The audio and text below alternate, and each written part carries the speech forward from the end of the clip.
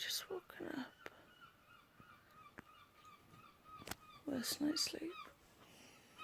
Finally got to sleep about 2:45.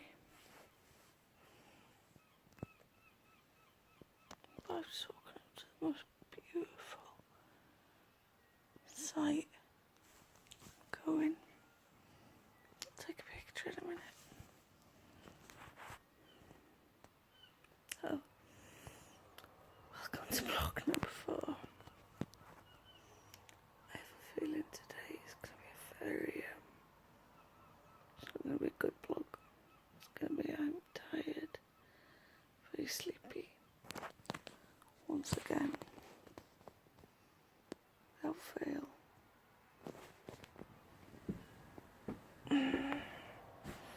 My boy. Kept me comfortable all night. You see the shape of my candy. Do you think she's comfortable?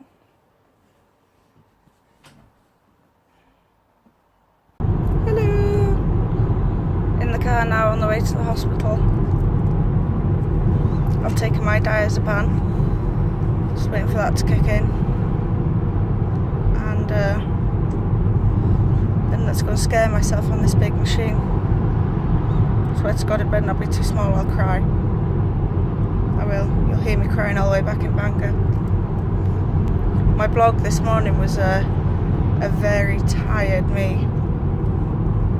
Daryl left me in bed until I think it was 9:30, and I was still struggling to stay awake.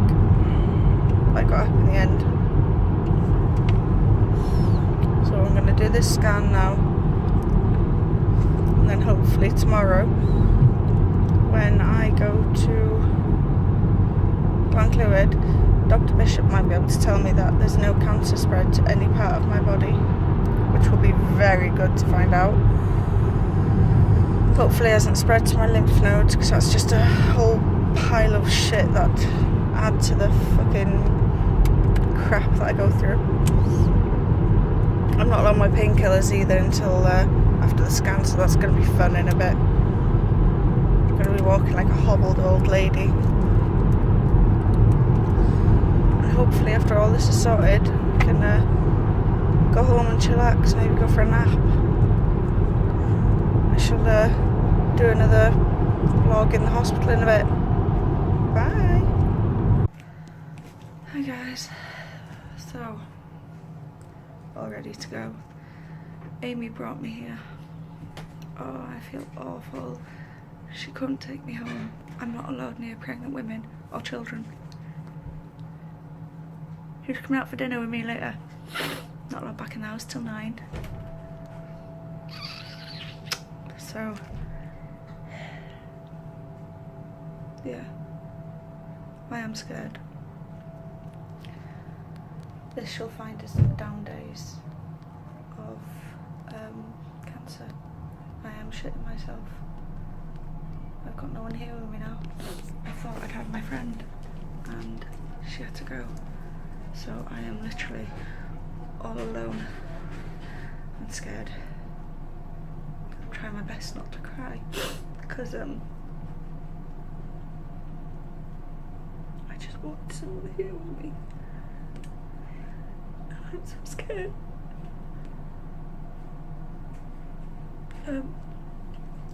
Can't fault the nurses here though.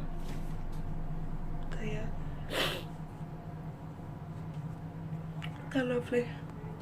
Very nice, very friendly. Look at me being stupid. I can't wait to get home. I have to drink plenty of water. I've already drank a massive bottle of water from Aldi. I only drank another one of them. You see over there. On this now. So, soft sod, I am crying. So, I'm lucky. Daryl phoned his mum and stepdad, and they're coming to get me. But I've got an hour now of waiting for this radioactive dye to spread through my body. my cough seems to have come back. Stress, I think, and lack of sleep. I didn't sleep last night, as you've seen from my first vlog. It's because a zombie waking up.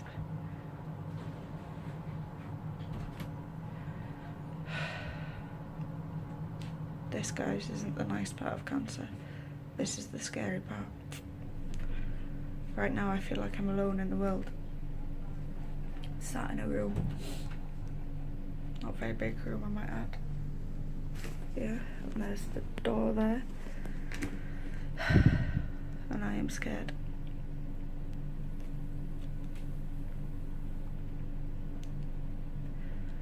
Yeah. So I'm gonna go stop her and give you a vlog when I'm on my way home, cuddling my mother-in-law, because I'm gonna need it. So I'm out. That was scary. And I was so tired as well. I sometimes nearly fall asleep on it. I'm gonna go and get myself a cup of tea now, because I'm very hungry. Hopefully my mother-in-law and father-in-law will see me in a bit. So I thought I'd end today's vlog. I can't even explain how beyond shit today has been. I went to Wrexham with Amy, only to be told she couldn't take me home because I couldn't be around pregnant women. And then, to add injury to insult, couldn't be around children.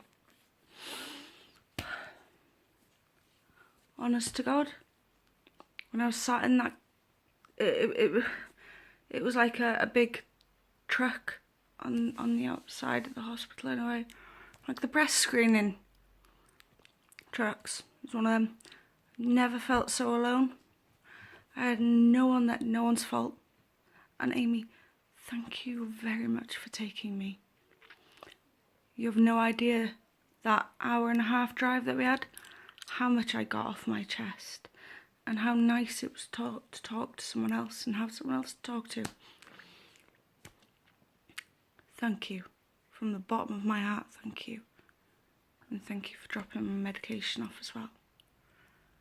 But in that van, I was so alone, and there was no one there to talk to or take my attention away when I was having the injection in my arm. So, fair play, Daryl managed to get hold of Deb and Steve, my mother and father-in-law, and they were straight in the car on the way to get me. But for the time it took them to come and get me, for me to have my radioactive stuff put in me and have the scan, there was a little bit left over, so I went to the like the voluntary service shop, and I got myself a packet of crisps and a drink. And admittedly, I will admit, when Debs turned up, I cried. Because I was so lonely and so alone. I was in a strange place. I had no idea where anything was. I got lost twice in there, just trying to find the freaking exit. I was so scared. And then when I saw a familiar face, everything bubbled up to the top and I started crying. I've never been so glad to feel a familiar hand on my shoulder. And then I had to phone my doctors because I haven't really realised how much Zappins I've been taking. You know, I've had to take them every 4 hours and I've gone through them all. So I phoned up and explained the situation. And the receptionist didn't have time of day for me, if I'm to be honest. The male receptionist explained it a bit better afterwards. But the female, she had no time of day for me. She didn't. She was treating me as if I was looking for my next hit or my next high off drugs. I was sat there in Wrexham car park. I was in pain. I hadn't had pain relief since, I think it was either 4 or 6 o'clock this morning. I was in pain and I wanted to cry. And I felt very let down by Brondero today, if I'm to be honest. I do. We all know if it was another receptionist there, it would have been sorted straight away. Straight away it would have been sorted. But she's not there anymore. Anyway, I went into the doctor's about 4 o'clock and the man said, we said it'd be ready after 5. She didn't. She did not tell me it would be ready after 5. She told me she would have to speak to the prescriptions manager and see if it could be done at all today. I think someone's handed her a little bit too much responsibility behind that desk and it's gone to her head. You can't be like that with cancer patients. One thing, I'll put my foot down. You have to help them if they're in pain. There is no, it's just a little bit of pain, it'll get better. It doesn't get better. And this is going to be one of my angry vlogs because I then had to go without pain relief for nearly 12 hours. I was beyond livid by the way I was treated. Saying that, Deb and Steve took me to Asda, got me a coffee and calmed me down, got me a cake. And I went back at 5:10 and Dr. Lauren was coming out. As soon as I told her what had gone on, right, that was it. She marched straight back in, got my prescription. But I was deeply disappointed in the way I was treated today. I'm not a smackhead. I'm not an alcoholic. I wasn't looking for my next kick, or my next hit, or my next high or anything like that. I was looking at being able to walk about properly. I was looking at not being in pain. I'm not a great believer in taking painkillers 24/7. I'm not. But even now I've had to bend my will and take painkillers to deal with the pain. But yeah, I do. I feel very damn let down by everything today. And so I'm so glad to be home, to be back home and in my comfy PJs and ready for bed. But today, if I had to rank it, it was a pretty shit day.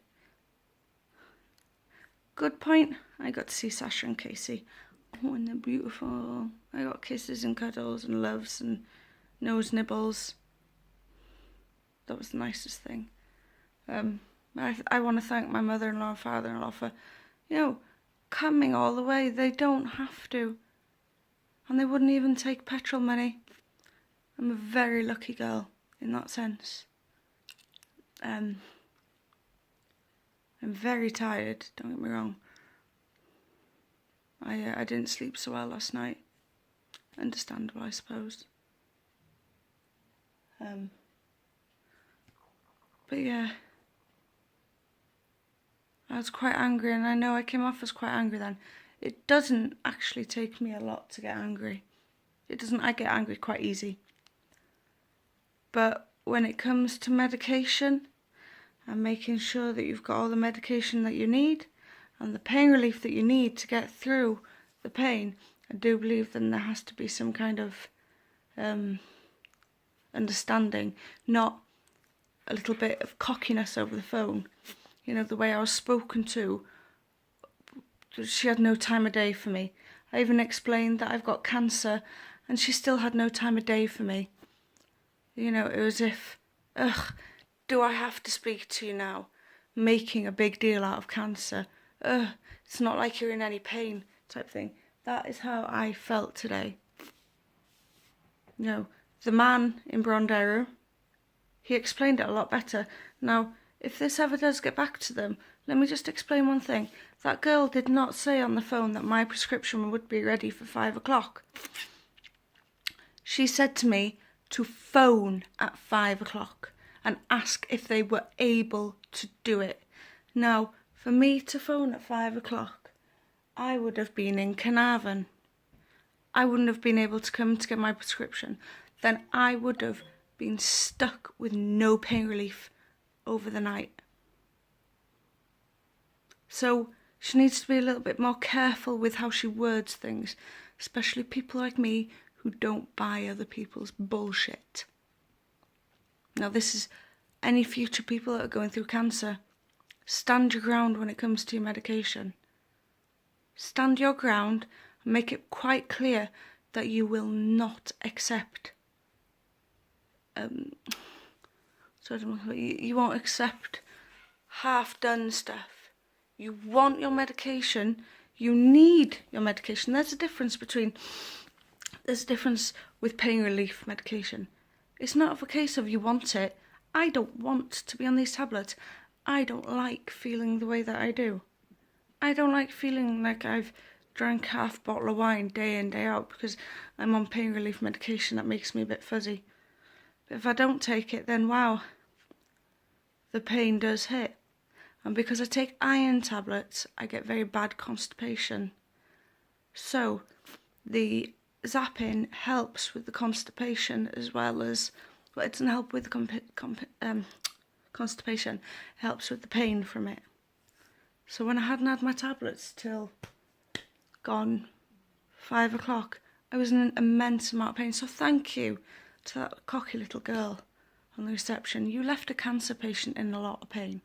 And I am disgusted at you. Just because you're behind a desk doesn't make you more important than us. Everyone is equal. Cancer patient, doctor high up, receptionist, alcoholic, tramp on the street. We are all equal. We are all human. We all bleed the same. Nobody, and I mean nobody, should treat someone else different because of where they are in their life. There is a saying, be careful who you kick on the way up, because you might meet them on the way down. And I stand by that saying. Anyway, enough of my little rant. Tomorrow is Glenclwyd, and I'm going with Daryl this time, and I'm going with Steve. My mum and dad are coming down to watch my little ones in the house.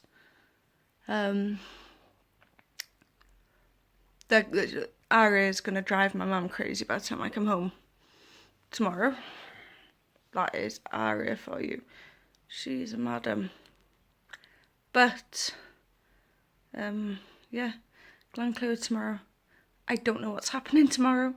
Once again, haven't been sent a letter.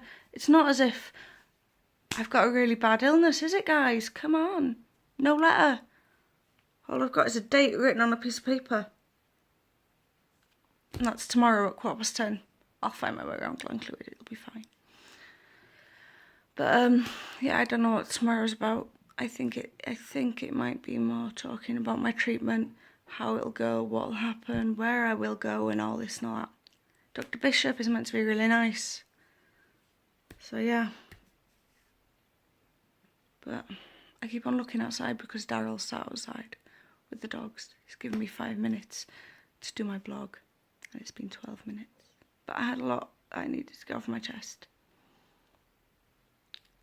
I know in my earlier blog today, I did have a cry. And I did have a cry when Debs came to get me earlier, because sometimes I feel like I'm alone in the world. I'm not. I've got all the family in the world.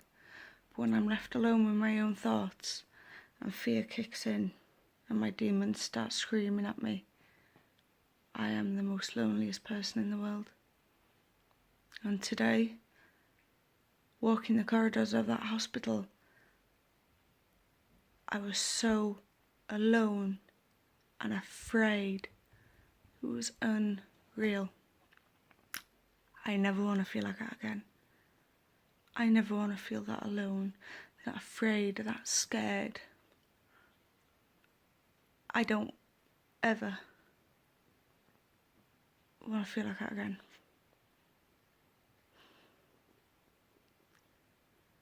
But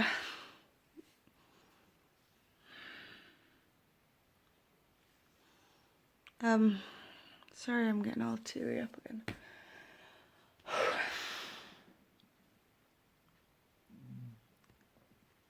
At least the scan's over with. At least it's done.